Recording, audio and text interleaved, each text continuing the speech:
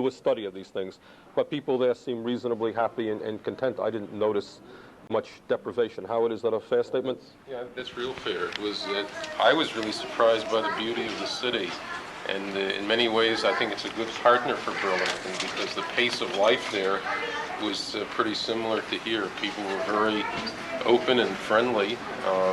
I guess one of the things that surprised me about the Soviet Union in general, all of the cities we were in, was our ability to move around on our own, particularly in Moscow and Leningrad. Most of us broke away from the regular tour and just went off on taxi cabs, subway rides, and we met people, we looked up people who were friends of friends, we visited people in their apartments. Were those visits unsupervised at all? Totally unsupervised.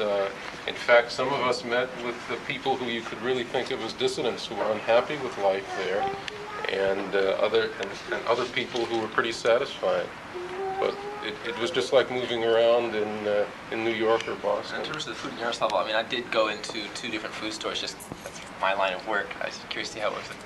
I mean, the assortment in the Soviet Union, generally speaking, particularly this time of year, it's the end of the storage season for cabbage and et cetera, it's not like what you have in the United States. You're not going to find 25 different varieties of citrus fruit, but the basic foodstuffs are certainly there, and I don't see there's any shortage of food or anything like that.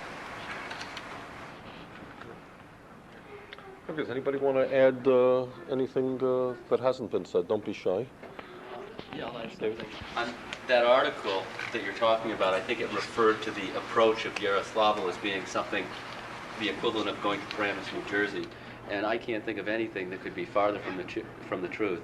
The only town I can think of that's as pretty as Yaroslavl is Burlington.